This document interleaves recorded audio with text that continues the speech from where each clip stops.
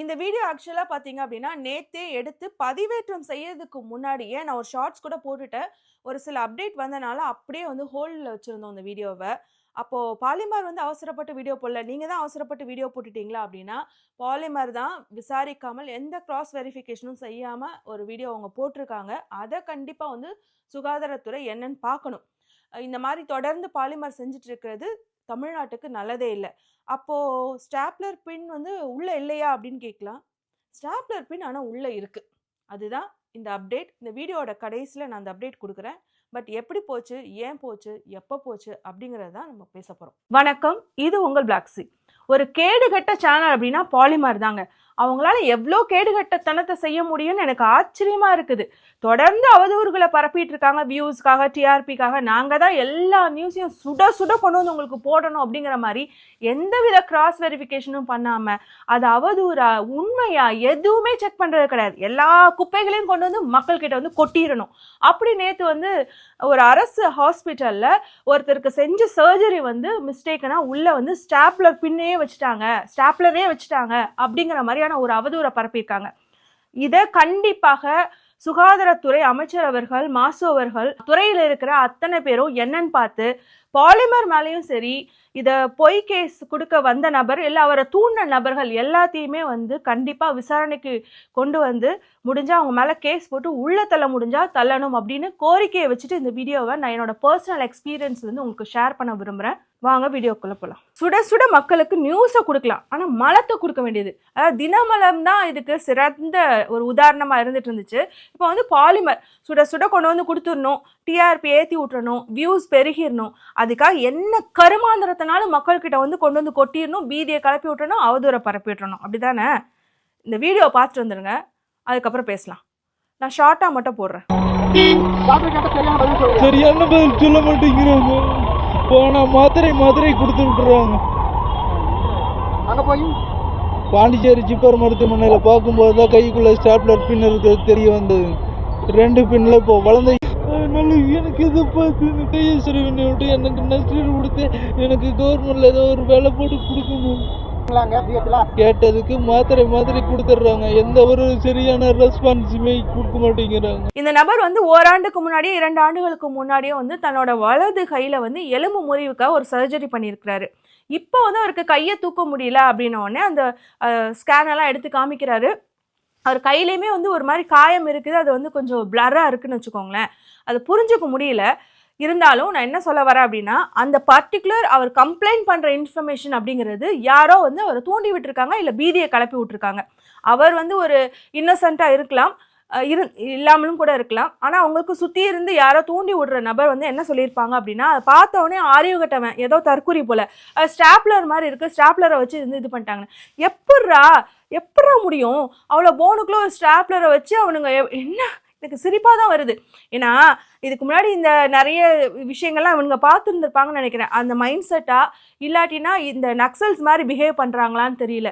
சில ஹாஸ்பிட்டல்ஸ்க்கு முன்னாடி பார்த்தீங்கன்னா கவர்மெண்ட் ஹாஸ்பிட்டலுக்கு உள்ளே போகிறவங்கள வந்துட்டு பிடிச்சி கொண்டு போயிட்டு ப்ரைவேட் ஹாஸ்பிட்டலில் சேர்த்து விடுறது, இல்லாட்டினா பயமுறுத்தி பீதியை கிளப்பி பிரசவம்லாம் இங்கே வந்து சரியாக பார்க்க மாட்டாங்க அப்படின்னு சொல்லிட்டு ஒரு டீமாக ஒர்க் பண்ணுவாங்க.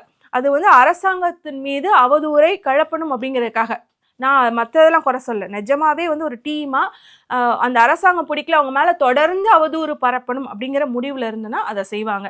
அதுலேயும் பார்த்தீங்கன்னா தமிழ்நாடு சவுத் ஏஷியாலே வந்து மெடிக்கல் ஹப்பில் வந்து 1 or 2 ஃபர்ஸ்ட் அண்ட் செகண்ட் ரேங்கிங்குள்ளே ஒரு நல்ல இடத்துல இருக்குது. இந்தியாவிலையும் பார்த்தோன்னா நம்ம தான் ஃபர்ஸ்ட்டில் இருக்கோம். ஏன் கனடாவில் பார்த்தீங்க அப்படின்னா ஒரு எமர்ஜென்சியாக வந்து எதுவுமே பண்ண முடியல அப்படிங்கிற பட்சத்தில் வந்து அவங்க வந்து இந்தியாவை நோக்கி தான் படையெடுத்து வராங்க, சர்ஜரிக்கோ இல்லாட்டினா ட்ரீட்மெண்ட்க்கோ. இப்போவும் அமெரிக்கா எடுத்துக்கிட்டிங்க அப்படின்னா இன்சூரன்ஸ் போக கையிலேருந்து நிறைய காசு கொடுக்க வேண்டி இருக்கிற நபர்கள்லாம் வந்துட்டு ஃப்ளை பண்ணி இந்தியாவுக்கு போயாவது நம்ம வந்து இந்த ட்ரீட்மெண்ட் எடுத்துக்கலாம் அப்படின்னு சொல்லிட்டு வர ஆரம்பிச்சிருக்காங்க. அந்த அளவுக்கு ஒரு சேஃபாக மெடிக்கல்லையுமே குவாலிட்டியாக கொடுத்துட்ருக்குது தமிழ்நாடு தான் அப்படிங்கிற ரேஞ்சில் இருக்குது. கலைஞர் அவர்களும் பார்த்தீங்க அப்படின்னா தமிழ்நாடு வந்து ஒரு பெரிய மெடிக்கல் ஹப்பாக உருவாக்கி வச்சுட்டு தான் போனார். அதற்கப்புறம் இப்போ வந்திருக்கிற ஸ்டாலின் அரசுமே வந்து சிறப்பாக செஞ்சுட்டு இருக்காங்க. அது வந்து நிறைய வந்து ஹைஜீனிக்காகவுமே முன்னேறிட்டு இருக்கு. போதாமை இருக்கா அப்படின்னு கேட்டிங்கன்னா போதாமை இருக்குது. நிறைய கம்ப்ளைண்ட்ஸ்லாம் வந்துட்டு வருது. ரீசெண்டாக வந்துட்டு ஒரு 2 வாரத்துக்கு முன்னாடி கூட வந்து இந்த ஜென்ரல் வார்டுக்குள்ளே வந்து பார்த்திங்க அப்படின்னா நாய் வந்துட்டு ஈஸியாக வந்துட்டு போயிட்டு இருந்துருக்கு, என்ன சுத்தமாக இல்லை அப்படின்னு சில ஹாஸ்பிட்டல்ஸ்லாம் வந்து கேட்குறாங்க. அந்த மாதிரி வந்து பெட்டு சரியில்லை, அது மாதிரி நிறைய கம்ப்ளைண்ட்ஸ் இருக்குது. போதாமல் இருக்குன்னா நீங்கள் வந்து கம்ப்ளைண்ட் ரைஸ் பண்ணணும், நம்ம எல்லாருமே பேசணும். நான் அதை சொல்லலை. ட்ரீட்மெண்ட்டில் எவனாவது உள்ள ஸ்டாப்லர் வச்சு ட்ரீட் பண்ணுவானா? சைக்கோபாத்தா இருந்தால் மட்டும்தான். அப்போ நீங்கள் ஒரு குறை சொல்கிறீங்க அப்படின்னா அந்த டாக்டர், நர்ஸ், அந்த சிஸ்டமே நீங்கள் வந்து அசால்ட்டாக குறை சொல்லிட்டு போகிறீங்க அப்படிங்கிறது எவ்வளோ பெரிய ஆபத்து. யாராவது வந்து அதுக்கப்புறம் அந்த கவர்மெண்ட் ஹாஸ்பிட்டலை நோக்கி போவாங்களா? ஏன் இப்படிலாம் போய் சொல்கிறீங்க? சரி இல்லைங்க, நிஜமாவே எங்களுக்கு சந்தேகம், பார்த்தா ஸ்டாப்லர் மாதிரி தானே இருக்குது அப்படின்னா ஒன்றும் இல்லைங்க, ஹாஸ்பிட்டலில் கூட நீங்கள் உட்காந்து டாக்டரை போய் பார்த்து கூட இதை வெரிஃபை பண்ண வேணாம். அந்த எக்ஸ்ட்ரா எடுத்து கொடுப்பாங்கல்ல, அந்த லேபுக்கு போயிட்டு இது என்னப்பான்னு கேட்டால் சொல்லிடுவாங்க. இதுதான் வந்து பிளேட்டுன்னு சொல்லுவாங்க, ஹார்ட்வேர்னு சொல்லுவாங்க, இந்த போனுக்காக வச்சுருக்காங்கன்னு சொல்லிட்டு. இப்போ நான் காமிக்கிறேன், இது என்னோட இது.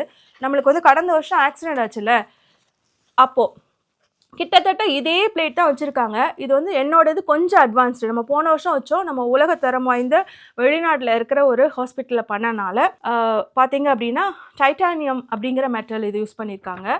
ஆனாலுமே இதுலேயுமே அந்த நபர் காமிக்கிற மாதிரி அதே மாதிரி இருக்கும்.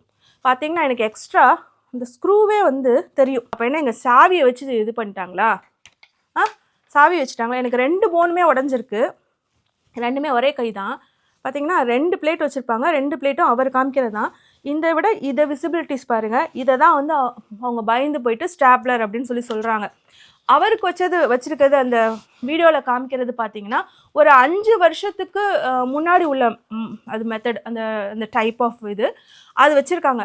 அப்போ இன்னமும் வந்து ஒரு கவர்மெண்ட் ஹாஸ்பிட்டலில் இவ்வளோ தரத்தோடு இன்னுமே வந்து ஒரு நல்ல மெட்டலாக தான் வந்து வச்சு சர்ஜரி பண்ணி விட்ருக்காங்க. சரி, அப்போ கையில் காயம் இருக்கே, கையை தூக்க முடியலன்னு சொல்கிறாருன்னா அதை கண்டிப்பாக ஆராயணும். அவருக்கு ட்ரீட்மெண்ட் கூட போகலாம். அதுக்கும் இங்கே உள்ளே வச்சுருக்கிறதுக்கும் எந்த சம்மந்தமும் உள்ள கண்டிப்பாக ஸ்டாப்லர் இல்லை. இன்னொன்று என்னென்னா, இப்போ எனக்கே 1.5 வருஷம் ஆக போகுது. இப்போ 70% தான் என்னோடய கையை திருப்ப முடியும். நான் ஆட்டி பேசுகிறேங்க, அது வேறு. ஆனால் திருப்புறது அப்படின்னு பார்த்தீங்கன்னா என்னால் வந்து 100% திருப்ப முடியாது. இவ்வளோ உலகத்தரம் வாய்ந்த இதுலேயும் பார்த்தீங்க அப்படின்னா இந்த பிளேட்டு உங்களுக்கு தெரியுதா என்னன்னு தெரில. முன்னாடிலாம் ரொம்பவே தெரிஞ்சிச்சு, இப்போ கொஞ்சம் அப்படியே உள்ளே போக ஆரம்பிச்சிருக்கு. பட் ஸ்டில் எனக்கு வந்து ஃபீல் பண்ண முடியும். என்னென்னா அது வந்து என் கையே வந்து ரொம்ப சின்ன கை, அதில் எலும்பு வந்து ரொம்ப சின்ன எலும்பு அப்படின்னு சொல்லிட்டு இருக்கிறதுலே கடைசி சைஸ் பிளேட் தான் வச்சுருக்காங்க. அப்படி இருந்தும் அது போய் உட்காராம தூக்கிட்டு இருக்கும். அதனால் உள்ள பிரச்சனை தான். சின்ன சின்ன பிரச்சனைகள் இருக்கனால 100% நம்மளுக்கு ஒரு அடிபட்டுருச்சு, கத்தி வச்சுட்டாங்க அப்படின்னா, உடம்புல கையில எல்லாம் கத்தி வச்சுட்டாங்க அப்படின்னா அதுக்கப்புறம் நம்மளுக்கு பழையபடி எதுவுமே ஃபங்க்ஷன் பண்ண முடியாது. அது பார்த்திங்கன்னா இன்னுமே ஒரு சின்ன பால் பேக்கெட் வெட்டிட்டு அந்த பேக்கெட்டோட கார்னர் வந்து இப்படி ஸ்க்ராட்ச் போட்டால் போதும், அவ்வளோ வந்து அந்த ஒரு நிமிஷத்துக்கு அப்படி மரண வலி வந்துட்டு போகும். அப்போ இந்த தழும்பு இது வந்து இன்னுமே உள்ளே அப்படி பிடிச்சி இழுக்கிற மாதிரியான வலி இருக்கும்.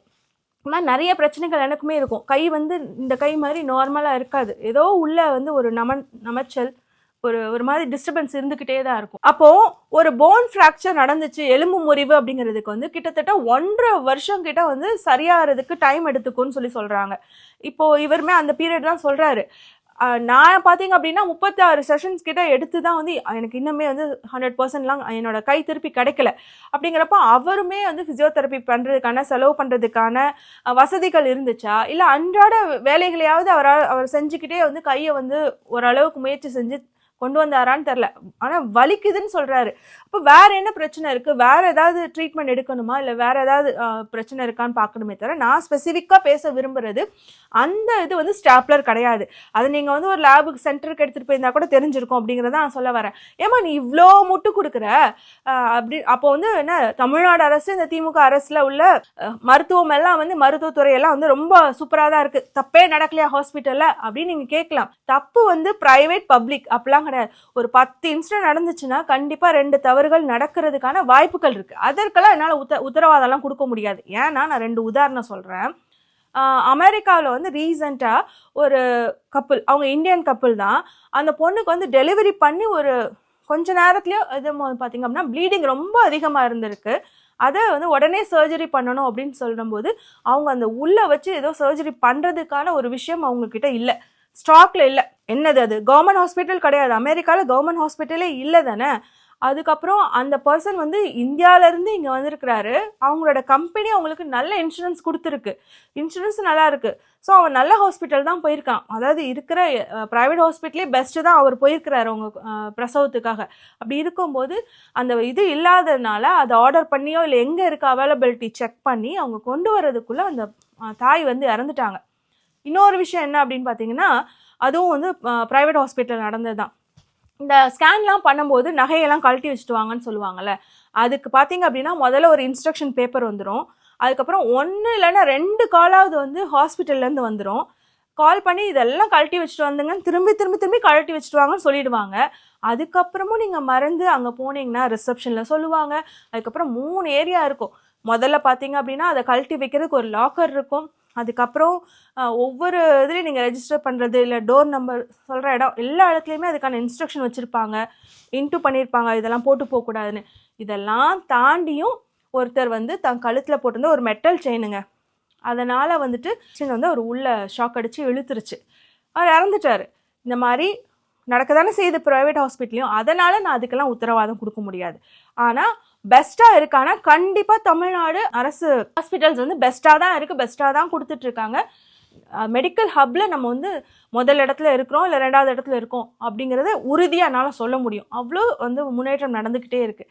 இதை வந்து குந்தகம் விளைவிக்கிறதுக்காக சங்கிங்களோ யாரோ வந்து தொடர்ந்து பார்த்தீங்க அப்படின்னா, அதாவது பிரச்சனை அப்படிங்கிறது ஒரு இடத்துல வந்து ஒரு விஷயத்துக்கு மட்டும் அவங்க கொண்டு வர மாட்டேங்கிறாங்க. எல்லா இடத்துலையும் பிரச்சனை பண்ணிக்கிட்டே இருந்தால் ஒவ்வொன்றுக்கும் வந்து அரசாங்கம் பதில் சொல்லிகிட்டே இருக்கும். ஆனால் வந்து இந்த பாலிமர் மாதிரியான நியூஸ் வந்து எல்லாத்தையும் பப்ளிஷ் பண்ணிட்டே இருந்தால் மக்களுக்கு வந்து ஒரு அதிருப்தி வரும். அதனால் ஓட்டு போடாமல் போவாங்க. அதனால் வந்துட்டு நம்ம வந்து ஆட்சியை பிடிக்கலாம். இதுதான் பிஜேபியோட எண்ணம். ஸோ கேடுகட்ட ஒரு பிஜேபி வந்து மக்களை கேடுகட்ட நிலைமைக்கு கொண்டு போகிறதுக்காக அவங்க என்ன ஒரு பொய் பரப்புரை பண்ணிட்டு இருக்காங்கன்னா, இது சரியில்லை, அது சரியில்லை, கேடுகட்ட அரசு திமுக, தீயசக்தி திமுக இப்படின்னு கண்டவனை வச்சு பேச வைக்கிறது, சீமானுக்கு பேச வைக்கிறது, விஜயை பேச வைக்கிறது, இதெல்லாம் பண்ணிட்டு இருக்காங்க. சீமான் என்னங்க பண்ணிட்டு இருக்கிறாரு? சீமான் வந்து ஏன் அரசு ஆஸ்பத்திரியில மினிஸ்டர் போவாரா, ராசா போவாரா அப்படின்னு கேட்குறாங்க. இந்த கேடுகட்டவனுக்கு அறிவு இருக்கா இல்லையான்னு எனக்கு தெரியல. இதை பல பேர் இதுக்கு பதில் சொல்லிட்டாங்க. இப்போ அவங்க ராசானாவே சொல்லிட்டார் ஆக்சுவலாக பார்த்தீங்கன்னா. இதுக்கு இப்போ அவங்க அங்கே மருத்துவம் சரியா இல்லை அப்படிங்கிறதுக்காக போகாம இல்லை, இந்த மாதிரியான அமைச்சர்கள் போகும்போது புரோட்டோகால்ஸ் இருக்கும், கூட்டம் சேர்ந்துடக்கூடாது, அதனால மற்ற நோயாளிகளுக்கு பாதிப்பு, அவங்களுக்கு சரியான ட்ரீட்மெண்ட் கிடைக்காம போகும், டாக்டர்ஸ்லாம் இவங்களுக்கு வந்துடக்கூடாது. அதுக்கப்புறம் வந்துட்டு வசதி இருக்கிறனால நாங்கள் வந்து அவைலபிலிட்டி இருக்கிற இன்னொரு ஹாஸ்பிட்டலுக்கு போய்க்கிறோம், வசதி இல்லாதவங்க வந்து அரசு கொடுக்கறத பயன்படுத்தி இங்கே வந்து பார்த்துட்டு போட்டோம் அப்படின்னு சொல்கிறாங்க. இதில் என்னையா தப்பு இருக்குது? உங்களுக்கு போதாமை இருக்குது அப்படின்னா நீங்கள் இங்கெல்லாம் போதாமல் இருக்கீங்க, இது இங்கே சரியில்லைங்க, இங்கே டாய்லெட் சரியில்லைங்க, இங்கே கிளீனஸ் சரியில்லைங்க, சுத்தமாக வச்சுக்கிறது இல்லைங்க அப்படின்னு நீங்கள் கம்ப்ளைண்ட் பண்ணுங்கள், கம்ப்ளைண்ட் ரைஸ் பண்ணுங்கள், கொண்டு வாங்க, யாரும் ஒன்றும் சொல்லலை. இந்த மாதிரி தேவையில்லாத அவதூறு பீதியெல்லாம் வந்து கலப்பவே கூடாது. இப்போ மெடிக்கல் ஹப் அப்படின்னு பேசிகிட்டு இருக்கும்போது தமிழ்நாட்டில் வந்து இன்னொரு சிறப்பு அம்சம் அப்படின்னு பார்த்தீங்கன்னா, டாக்டர் பேஷண்ட்டோட ரேஷியோ, அதாவது மருத்துவர்கள் இத்தனை பேர் இருக்காங்க அவைலபிளாக அப்படின்னா இத்தனை பேஷண்ட்டுக்கு இத்தனை பேர் அவைலபிளாக இருக்காங்க அப்படிங்கிறது. அப்போது அந்த பேஷண்ட்டுக்கு எவ்வளோ சிறப்பாக வந்து அட்டென்ஷன் கிடைக்கும், ட்ரீட்மெண்ட் கிடைக்கும் அப்படிங்கிறத பொறுத்து தான். டாக்டர் பால் கூட வந்து இதை தற்குறித்தனமாக வந்து இன்னொரு மாதிரி பேசியிருந்தார். எங்கிட்ட கேட்டால் நான் வந்து மெடிக்கல் காலேஜே வந்து இனிமேல் யாரும் ஓப்பன் பண்ணக்கூடாதுன்னு சொல்லிடுவேன், அவ்வளோ தூரம் டாக்டர்ஸ் வந்து வந்துட்டாங்க அப்படிங்கிற மாதிரி தான். அதை பற்றி அதாவது ஏறி மேலே போனவன் வந்து அடுத்தவன் வந்து மேலே வந்துடக்கூடாதுன்னு நினைக்கிற எண்ணமா இல்லை என்னன்னு தெரியல, இல்லை அவருக்கு புரிதல் பத்தலையான்னு தெரியல. பயங்கர போதாமை பற்றாக்குறை மற்ற மாநிலங்களில் இருக்குங்கிறது தான் ஸ்டாட்டிஸ்டிக்ஸ். ஸோ இந்த அளவுக்கு சிறப்பாக இருக்கும்போது சீமான் மாதிரியான தற்கூறிகள் இப்படி தொடர்ந்து வந்து ஒரு அரசு மருத்துவத்துறையை வந்து அரசு மருத்துவங்களை வந்து இது மாதிரி அவதூறா அங்கே ட்ரீட்மெண்ட் சரியில்லைன்னு சொல்கிறது, கவர்மெண்ட் ஸ்கூல் சரியில்லைன்னு சொல்கிறதா இருக்கட்டும், அரசா ஏன் வந்துட்டு ராசா வரமாட்டேங்கிறாரு, கனிமொழி வரமாட்டேங்கிறாங்க அப்படின்னு சொல்லிட்டு ஹாஸ்பிட்டலுக்கு இவங்க வரல அவங்க வரலன்னு கேட்குறதா இருக்கட்டும், எல்லாமே தற்கூரித்தனத்தோட உச்சம். ஆனால் இந்த பீதி அப்படிங்கிறது மக்களோட மனசில் அப்படியே அழுக்கு மாதிரி சேர்ந்துக்கிட்டே இருக்கும்போது என்ன ஆகும் அப்படின்னா, ஒரு ட்ரீட்மெண்ட்காக அவங்க போகிறாங்க அப்படின்னா ஒரு 1008 கேள்வி கேட்குறது, டாக்டரை பார்த்து கேட்குறது அப்படிங்கிறது ஓகே. ஆனால் இது வந்து டாக்டருக்கு எவ்வளோ தூரத்துக்கு ப்ரெஷர் கொடுத்துட்டே இருக்கிறாங்க இந்த மாதிரியான பேச்சுகள் மூலம், இந்த மாதிரி அவதூறுகள் மூலம் அப்படின்னா, அங்கே ஒரு சின்ன சலசலப்பு நடந்துட்டாலோ இல்லை ஒரு சின்ன பிரச்சனை நடந்துட்டாலோ பொறுமையாக என்ன நடந்துச்சு டாக்டர், இதை சரி செய்ய முடியுமா என்ன அப்படின்னு கேட்குற மனநிலையில் கூட யாருமே இல்லை. உடனே வந்துட்டு அதை வீடியோ ரெக்கார்ட் பண்ணி அடிச்சு டாக்டரே அடிச்சு தும்சம் பண்ணிடணும், ஹாஸ்பிட்டலே அடிச்சு தும்சம் பண்ணிடணும். ஏன்னா அவ்வளோ தூரம் வந்து வெறுப்பை இந்த சீமான் போன்ற நபர்கள், பாரிசாலன் போன்ற நபர்கள், அப்புறம் இன்னொருத்தர் வந்து ஹீலர் பாஸ்கர் போன்ற நபர்கள் வந்து மக்களோட மனசுல வீடியோ போடுற இல்ல பேசுறங்கிற பேர்ல அழுக்குகளை ஏத்திக்கிட்டே இருக்காங்க. இவங்க திமுகவுக்கு எதிராக செயல்படும் நோக்கத்துல தான் செய்யறாங்க. ஆனா அது எவ்வளவு ஒரு பின் விளைவுகளை உண்டு பண்ணும் அப்படின்னு ஒரு பொறுப்பின்மை, சமூகத்து மீது சுத்தமாக அக்கறை இல்லாத ஒரு தவுட்டு தற்குறி மூள செத்தவன் செய்யற வேலை அது. அதாவது நீங்க முடிஞ்சா தேடி பாருங்க, கடந்த 30 ஆண்டுகள்ல இருந்தே தேடுங்க, 30, 20, 10, 5 ஆண்டுகள்ல எவ்வளவு தூரம் வந்து இந்த பிரசவத்தின் போது ஏற்படக்கூடிய மரணத்தின் விகிதம் குறைஞ்சிருக்கு அப்படின்னு சொல்லிட்டு. அது ஆக்சுவலா உலக அளவுல வந்து சயின்ஸும் டெக்னாலஜியும் கூட்டிகிட்டே இருக்கிறனால, முன்னேற்றம் அடைஞ்சுக்கிட்டே இருக்கிறனால இந்த விகிதம் குறைஞ்சிருக்கு. நான் என்ன சொல்றேன் அப்படின்னா, தமிழ்நாட்டையும் இந்தியாவில் உள்ள மற்ற மாநிலங்களையும் கம்பேர் பண்ணி பாருங்க, எவ்வளோ தூரம் இந்த விகிதத்தை குறைத்து அரசு வந்து இந்த மருத்துவத்துறையில எவ்வளோ தூரம் முன்னேர்ந்து வளர்ந்து அவ்வளோ சிறப்பாக கிட்டத்தட்ட வந்து பிரைவேட் ஹாஸ்பிட்டலுக்கு ஈக்குவலாக வந்து உலகத்தரம் வாய்ந்த ஒரு ஹாஸ்பிட்டல்ஸை வந்து அவங்க பில்ட் பண்ணிகிட்டே இருக்கிறாங்க. அந்த மெயின்டெனன்ஸை கொண்டு வர்றதுக்கு ஒவ்வொரு நாளும் ஒவ்வொரு முயற்சிகளை ஏற்படுத்திக்கிட்டே தான் இருக்கிறாங்க அப்படிங்கிறது உங்களுக்கு புரியும். அதை தாண்டி இந்த மூலசத்தம் இருக்கான்ல இந்த சீமான், அவனுக்கெல்லாம் மரியாதையே கொடுக்கக்கூடாது. போற இடத்தெல்லாம் அரசு துறைகளையும் மிக முக்கியமாக அரசு மருத்துவமனையும் அரசு கல்வித்துறையும் வந்து அவன் வந்து மலிவா மட்டமாக பேசிட்டே இருக்கிறதுனால மக்கள் என்ன பண்ணுவாங்க, ஒரு பீதி கிளம்பிரும், மண்டைக்குள்ள போய் ஒரு அழுக்கு சேர்ந்துரும். அந்த அழுக்கு சேர்ந்தவொடனே அவங்க என்ன பண்ணுவாங்க அப்படின்னா, ஒரு வெட்டிக்கோ 2 வெட்டிக்கோ காசை வாங்கிட்டு ஒரு பிரைவேட் ஹாஸ்பிட்டலில் போய் மருத்துவம் பார்ப்போன்னு போவாங்க. அங்கேயும் இந்த மாதிரியான இன்சிடென்ட்ஸ் நடக்கக்கூடும். ஆனால் அங்கே நம்ம போய் யாருக்கிட்டையும் சண்டை கூட போட முடியாது. சரி, அங்கே போவாங்க. அப்படி போகும்போது வாழ்க்கை முழுவதும் வந்து ஒரு கடனில் இருக்கிற மாதிரி தள்ளப்படுவாங்க. இல்லாட்டினா என்ன பண்ணுவாங்க, இந்த ஹீலர் பாஸ்கர் மாதிரி, இந்த சாலான் பூரி இருக்கான்ல பாரிசாலன், அவனை மாதிரி நபர்கள் ஏதாவது அவங்க வீடியோவில் வளர்றதை கேட்டுட்டு வீட்டில் உட்காந்தே பிரசவம் பார்க்கலாமா அப்படின்னு சொல்லி முயற்சி எடுத்து, அப்படி இறந்த குழந்தைகள் எத்தனை வீடியோஸ் வந்திருக்கு, தாயும் சேயுமே இறந்து போயிட்டாங்க அப்படின்னு சொல்லிட்டு. ஆனால் இவனுங்க என்ன பண்ணுவாங்கன்னா, அவங்க பொண்டாட்டிக்கு நேக்கா கொண்டு போய் ப்ரைவேட் ஹாஸ்பிட்டலில் நல்லபடியாக பிரசவம் பார்த்துட்டு வருவானுங்க. இல்லாட்டினா கோவிட் வேக்சினேஷன் போடாதீங்க அப்படின்னு சொல்லிட்டு மேடைக்கு மேடை கத்தி கத்தி பேசுவானுங்க. வேக்சினேஷனே போடக்கூடாது அப்படின்னு சொல்லிட்டு நம்ம காளிமக்காலாம் வந்து பார்த்தீங்கன்னா நாம் தமிழர் கட்சியில் இருக்கும்போது என்னமா பேசியிருக்கும், கூவி இருக்கும் அப்படின்னு உங்களுக்கு தெரியும். ஆனால் சீமான் என்ன சொல்லுவான், நான் போடலை, ஆனால் பசங்க விஷயத்துலலாம் தலையிடக்கூடாதுன்னு தம்பிங்க சொல்லிட்டாங்களா. உன் தம்பி நாம் தமிழர் கட்சி தானே, நீ சொல்கிற அதே பண்பாடு அதே கொள்கையை தான் அவன் ஃபாலோ பண்ணணும். அப்போ அதுதான் உங்கள் வரையறையில் இருக்குன்னா என்ன, இதுக்கு நீ போய் உன் பையனுக்கு மட்டும் போட்டுட்டு வர, நீ அவனும் கேட்க மாட்டான், போய் நேக்கா போட்டு வந்துடுவான். ஆனால் அவன் பேச்சை கேட்டுட்டு அவன் கட்சியில் இருக்கிறவன், அவன் கட்சியில் அவரை ஃபாலோ பண்ணிட்டு இருக்கிறவங்கலாம் என்ன பண்ணுவாங்க, வீட்டில் உட்காந்து நான் பிரசவம் பார்க்குறேன், கோவிடுக்கு நான் வேக்சினேஷன் போட மாட்டேன் அப்படின்னு உட்காந்துட்டு இருப்பானுங்க. இந்த மூலசத்தவனை ஃபாலோ பண்ணுறவங்க இல்லாட்டினா இந்த ஹீலர் பாஸ்கரை ஃபாலோ பண்ணுறவங்களாம் எவ்வளோ மூளை இருக்கும். உடனே என்ன கேள்வி கேட்பாங்கன்னா, அந்த காலத்துலாம் பெற்றுக்கலையா, வீட்டில் தானே பெற்றுக்கிட்டாங்க அப்படின்ட்டு வருவானுங்க. அந்த காலத்தில் 20 பிள்ளை பெற்றுக்கிட்டாங்கன்னா 10 சர்வைவ் ஆகும், 10 செத்து போயிடும். 6 பெற்றுக்கிட்டாங்கன்னா 2 செத்து போயிடும், 4 தான் சர்வைவ் ஆகும். உங்ககிட்ட சொல்லிட்டு இருந்தாங்களா, நான் 6 பெற்றுக்கிட்டேன், 2 செத்து போச்சு, 5 செத்து போச்சுன்ட்டு. அதனால தான் அவங்க நிறைய குழந்தைங்க வச்சுருந்தாங்கன்னா அவங்க நிறைய அதை விட நிறையா பெற்றுக்கிட்டாங்க, அதுக்கப்புறம் அதில் பாதி செத்து போயிடுச்சுங்கிறது அவனுங்களுக்கு புரிய வைக்கவே முடியாது. அதில் இந்த கட்சியில் இந்த மூலசத்தனோட ஒருத்தர் இருக்கான், ஒரு முட்டா பையன், ஒரு கிழட்டு முட்டா பையன். அந்த கிழட்டு முட்டா பையனுக்கு ஒரு 75 வயசு இருக்கும். அவனுக்கு ஒரு 20 வயசுலேயே வந்து மூளை வளர்ச்சி அப்படி நின்றுச்சு போல. வந்துட்டு பெரியார் வந்து கர்ப்பப்பை எடுக்க சொன்னாரு, நீ எடுத்தியா அப்படின்னு சொல்லிட்டு தோழர் மதுவதனியை தான் டார்கெட் பண்ணி கத்திக்கிட்டே இருப்பான்னு வச்சுக்கோங்களேன். அதுதான் கிழட்டு முண்டம். அந்த கிழட்டு முண்டம் பேசுறது 25-20 வயசு நம்ம பசங்க தம்பிங்கெல்லாம் வந்து தூக்கிட்டு வந்து கேட்பானுங்க. ஏன்னா ப்ரொக்ரெஸ்னா என்னன்னு தெரியாதுடா, அப்பதானே படிச்சு காலேஜ்லேருந்து வெளியில வந்துட்டு இருக்கீங்க. இந்த ஒரு சின்ன விஷயம், இந்த ப்ரொக்ரெசிவ்னஸ் பத்தி கூட உங்களுக்கு வளர்ச்சி இல்லாமலையா வெளியில வந்து, அதனாலதான் நீங்க சீமான் கட்சிக்கு போறீங்க.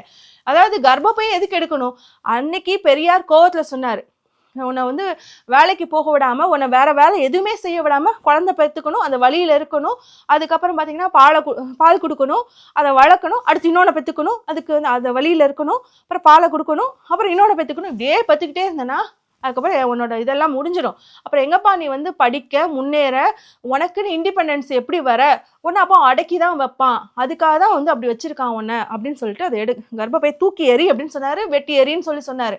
பெரியார் ஏன் அறுத்து போட சொன்னார் அப்படிங்கிறதுக்கு நான் அப்புறம் வரேன். ஏன்னா அந்த மாதிரியான பதிலை நிறைய பேர் சொல்லியும் நீங்க திரும்பி திரும்பி தூக்கிட்டு வந்து அந்த கேள்வி கேட்பதன் மூலமாக எங்களை அவமானப்படுத்துறதா நினைச்சிட்டு கேட்குறீங்க பார்த்தீங்களா? அந்த இடத்துலயே நீங்க அவமானப்பட்டு நிற்கிறீங்கடா. அந்த இடத்துலயே அவமானப்பட்டு. ஏன்னா 20 வயசு 25 வயசு தான் உங்களுக்கு ஆகுது நாம் தமிழர் கட்சியில இருக்கிறவனுங்களுக்கு. இப்பதான் படிச்சு காலேஜ்ல இருந்து வந்திருக்கானுங்க வெளியில. ஆனா தாட் பாத்தீங்கன்னா அந்த 70 வயசு கிழட்டு முண்டம் பேசுற அளவுக்கு தான் இருக்குது உங்களுக்கு. ஒரு ப்ரொக்ரெசிவ் தாட் இல்ல. சரி, நான் சயின்டிபிக்ல பெண்கள் சைடு இருந்தே பேசுறேன். பெண்களுக்கு இப்ப நிறைய சர்ஜரி வந்துருச்சு. வேண்டான்னு முடிவு பண்ணா சர்ஜரி பண்ணிக்க போறோம். இல்ல சர்ஜரியே வேணான்னு முடிவு பண்ணிட்டா ஐயோடி இருக்கு. இன்னும் நிறைய மெத்தட்ஸ் இருக்கு. அவங்க வேணான்னு முடிவு பண்ணிட்டா பண்ணிக்கிறதுக்கு. எதுக்கு அறுத்து போடணும்? நாங்க என்ன நடுராத்துல சுடுகாட்டுக்கு போகணும்? எரும மாடு நீ என்ன இன்னும் கோமணம் கட்டிட்டு தான் திரியிறியா? சரி, இப்ப நான் இன்னொன்னு கேட்கிறேன். தமிழ் சமூகம் எவ்வளவு அறிவார்ந்த சமூகம். உலகத்துக்கே வந்து சொல்லி கொடுத்த சமூகம். எல்லா விஷயங்களையும் நம்ம தான் முன்னோடி. அந்த காலத்திலே இரும்பு உருக்கி இருக்கோம். இரும்பை வச்சு நம்ம வந்து பல பொருளாதாரத்தை மேம்படுத்தி இருக்கோம். அப்படிப்பட்ட சமூகத்துல இருந்து வந்த நாம ஆண் வந்து இப்ப சர்ஜரி பண்ணிக்க முடியும். எவனாவது நீ ஆண்கள் பண்ணிக்கோங்க, உங்களுக்கு இன்னும் ஈஸி பெண்கள் பண்ணிக்கிறத விட, அவங்களுக்கு உடல் ரீதியாக ஹார்மோனல் சேஞ்சஸ் நிறைய ஏற்படும், அதனால வந்து அவங்க பின்னாடி கஷ்டப்படுவாங்க அப்படின்னு சொல்லி பேசுறீங்களாடா? அறுத்து போட்டியான்னு கேட்குறிய அறிவு கட்டவனே, நீ தான்டா மூளையை அறுத்து போட்டு உங்க அண்ணனும் மூளையை அறுத்து போட்டு சுத்திட்டு இருக்கீங்க. பெரியார் வந்து பெண்கள் வந்து அந்த காலத்துல இந்த மாதிரியான டெக்னாலஜி இல்லை. ஒரு பிள்ளை பெத்து போடுற மிஷினாவே ஒரு 10ஆம் கிளாஸ்ல கல்யாணம் பண்ணி கொடுத்துட்டு அதுக்கப்புறம் 10 குழந்தைங்களை பெத்து போட வச்சுட்டு இருப்பாங்க. அதுக்கு பால் ஊட்டி வளர்க்குறது அடுத்த இன்னொரு குழந்தை. இப்படியே இருக்கிறனால அந்த பொண்ணால சுயமா படிச்சு சுயமா சிந்திச்சு சொந்த காலில் கூட நிற்க முடியாம அடிமைப்பட்டு அடிமை சமூகமாக அந்த பெண் மாறி நிற்கிறாள். அப்படிங்கிறதுக்காக உனக்கு வேணானா நீ அறுத்து போட்டுட்டுனாலும் முன்னேறு அப்படிங்கிறதுக்காக சொன்னாரு. இதை இன்னமும் விளக்கமா நிறைய பேர் சொல்லியிருக்காங்க. அதை தாண்டி இப்போ அது மேட்ரு இல்லை. நம்ம என்ன வந்து தமிழ்நாடு அரசு கிட்ட கேட்கணும் அப்படின்னா, இந்த மாதிரி அவதூறுகளை பாலிமர் தொடர்ந்து வந்து பரப்பிட்டு இருக்காங்க. யார் பரப்பினாலும் சரி, தயவு செய்து இது ஒரு பயங்கரமான பதட்ட சூழ்நிலையை மக்கள்கிட்ட ஏற்படுத்தும். இதனால வந்து அரசு மருத்துவமனைக்கு வர்றதுக்கு அஞ்சுவாங்க, தயங்குவார்கள். அப்புறம் வந்து ஒருவேளை வந்து வந்துட்டா கூட அங்க உள்ள அரசு மருத்துவர்களையும் செவிலியர்களையும் அவங்க வந்து ஏகப்பட்ட சந்தேக பார்வையோட பார்த்து குழப்பத்துக்கு உண்டு பண்ணி அவங்கள ட்ரீட்மெண்ட் சரியா செய்ய விடாம கேள்விகளை கேட்டு எல்லாமே வந்து பிரச்சனைக்குரிய விஷயமாக மாறிக்கிட்டே இருக்கும். இதை அலோவ் பண்ணிக்கிட்டே இருந்தேன்னா ஒரு நியாயமாக ஒரு பேஷண்ட் வந்து ஒரு டாக்டர் கிட்ட எல்லா கேள்விகளும் கேட்கறதுக்கான உரிமையும் எல்லாமே இருக்கு. அதே மாதிரி டாக்டரும் தன்னோட பேஷண்ட் கிட்டயோ இல்ல பேஷண்ட் வந்து யாரை விரும்புறாங்களோ அவங்க கிட்ட வந்து எல்லா விதமான உண்மைகளையும் வெளிப்படைத்தன்மையோடு சொல்ல வேண்டிய கடமை அந்த டாக்டருக்கு இருக்கு. அதை தாண்டி இவர்கள் வெளியிலிருந்து குழப்பும் விதமாக செய்யறது அப்படிங்கிறது பெரும் ஆபத்தை உண்டு பண்ணும். அதனால வந்து பாத்தீங்க அப்படின்னா தயவு செய்து இவங்களை நீங்க அரெஸ்ட் பண்ணி இல்ல கம்ப்ளைண்ட் வந்து ஃபைல் பண்ணி இதை வந்து உடனடியாக நடவடிக்கை எடுக்க வேணும்னு சொல்லிட்டு நம்ம தமிழ்நாடு அரசு முக்கியமா வந்து சுகாதாரத்துறை அமைச்சர்கிட்ட நம்ம கேட்டுக்கிறோம்.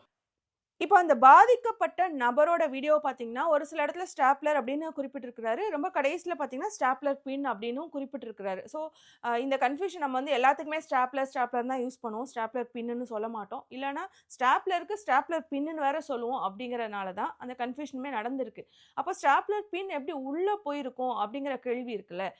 சர்ஜரி பண்ணிட்டு இருக்கும் போதே வந்து யாருமே ஸ்டாப்லர் பின் அப்படி தூவிலாம் வந்து க்ளோஸ் பண்ண மாட்டாங்க. இப்போ தெரியாம வந்துட்டு சிசர் வச்சுட்டாங்க இந்த மாதிரிலாம் வந்து நம்ம நிறைய நியூஸ்கள் படிச்சிருப்போம். அதை தாண்டி சிசர் வந்து சர்ஜரி நடக்கிற இடத்துல இருக்கும், அது தெரியாமல் நடந்துருந்துருக்கலாம். நான் முன்னாடி நடந்த விஷயத்துக்குலாம் நான் போக போகிறதில்ல.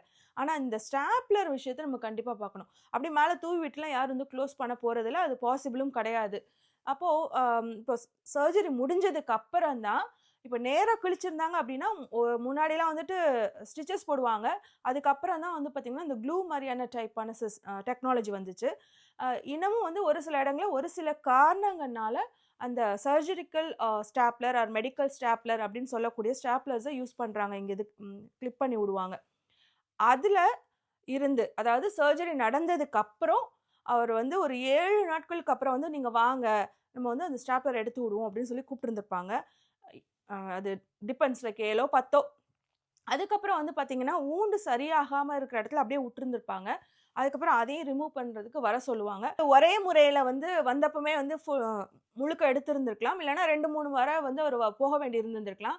ஸோ ஃபாலோ அப் ஒழுங்காக பண்ணாரா, இது பாதிக்கப்பட்ட நபர் பக்கத்துல இருந்து தப்பா, இல்லாட்டினா வந்துட்டு அதை எடுத்து விடுற இடத்துல இருந்து தப்பா, எடுத்து விடும்போது எதுக்கு வந்துட்டு அவ்வளோ தூரம் போயிட்டு ஹாஸ்பிட்டலில் போய் எடுக்க, பக்கத்தில் இருக்க கிளினிக்லேயே எடுப்போம் அப்படின்னு சொல்லி எடுத்தாரா, இந்த மாதிரி நிறைய விஷயங்கள் அதில் உள்ளடங்கினது தான்.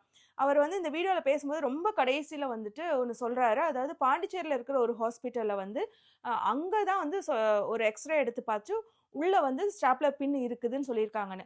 உடனே அவர் வந்து ஒரு முன்முடிவுக்கு வந்திருந்துருக்கலாம். அப்போ முன்னாடியே போட்டு ஸ்டிச் பண்ணிட்டாங்க, அதனால தான் நம்மளுக்கு இந்த பிரச்சனைன்னு கூட அவர் வந்திருந்திருக்கலாம்.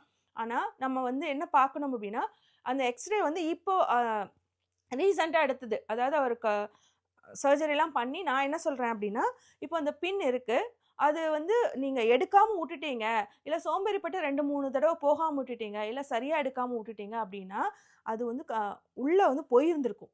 அந்த தையல் கேப்பில் எப்படியோ வந்து பிரிஞ்சு அது உள்ளே போய் தான் அது வந்து ஸ்டே ஆகியிருந்திருக்கும். அது சர்ஜரி பண்ணும்போதே நடக்கலை அப்படிங்கிறதான் ஒரு விஷயம்.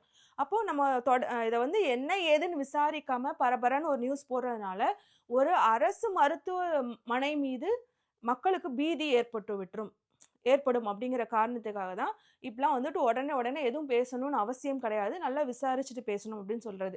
இதை தாண்டி என்ன அப்படின்னா, இன்னொரு விஷயம் இங்கே யோசிக்க வேண்டியது, அதாவது சர்ஜரி பண்ணதுக்கு அப்புறமே பார்த்தீங்க அப்படின்னா 10 நாளில் ஒரு 15 நாளில் எப்படி ஹீல் ஆகிட்டு இருக்கு அப்படின்லாம் பார்க்கறது கூட எக்ஸ்ரே எடுத்துருந்துருப்பாங்க, இல்லை சர்ஜரி பண்ணப்பமே வந்து இப்படி தான் பண்ணியிருக்கோம் அப்படின்னு சொல்லி எக்ஸ்ரே எடுத்து கொடுத்தாங்களா, இல்லை இதுக்கு முன்னாடி உள்ள எக்ஸ்ரேயும் பார்த்தா தான் அந்த பின்ஸோட மூமெண்ட்டு இதுக்கு முன்னாடியும் எங்கெல்லாம் பின் இருந்திருக்கு, இல்லை இருந்திருக்கா இல்லையா அப்படிங்கிற மாதிரிலாம் பார்க்க முடியுமே தவிர, இது எதையுமே விசாரிக்காமல் பாலிமர் நியூஸ் போட்டது தப்பு தான். இந்த பாதிக்கப்பட்ட நபருக்கு வேணால் அதை பற்றின அவேர்னஸ் இல்லாமல் இருந்திருக்குன்னா, இன்றைக்கி தான் வந்து ஃபஸ்ட்டு எக்ஸ்ரேவாக எடுக்கிறாரோ என்னமோ, அதனால் வந்து முதல்ல சர்ஜரி பண்ணப்பமே வந்து உள்ளே வச்சு தச்சிட்டாங்க அப்படின்னு ஒரு முடிவுக்கு வந்திருக்கலாம். இப்போ நான் பாதிக்கப்பட்ட நபரை எதுவும் சொல்லலை, ஒரு நியூஸை நீங்கள் ஸ்ப்ரெட் பண்ணுறீங்க அப்படின்னா அதை நீங்கள் விசாரித்து போட்டிருந்துருக்கணும். கூட வந்து ஒரு வக்கீல் நிற்கிறாருன்னு நினைக்கிறேன். இந்த மாதிரி படித்தவங்க கூட வந்துட்டு சரியாக விசாரிக்காமல், வா நீ எனக்கு கொஞ்சம் காசு கொடுத்துரு, நம்ம எப்படியாவது காசு வாங்கிடலாம், வேலை வாங்கிடலாம் அப்படின்னு மண்டையை கழுவி இந்த மாதிரியான விஷயங்கள் செய்யும்போது அது வந்து மற்ற பொதுமக்களுக்கும் தேவையில்லாமல் ஒரு பீதியை கிளப்பும் அப்படிங்கிற ஒரே காரணத்துக்காக தான் இந்த வீடியோ. இது வந்து ஒரு அவேர்னஸ் வீடியோவை கூட நீங்கள் எடுத்துக்கோங்க. அதுவும் நமக்கு அது மாதிரி நடந்திருக்கனால என்னால் வந்து இன்னும் கொஞ்சம் எக்ஸ்ட்ராவாக அது புரிஞ்சிக்க முடியும் அப்படிங்கிற காரணத்துக்காக தான் இந்த வீடியோ.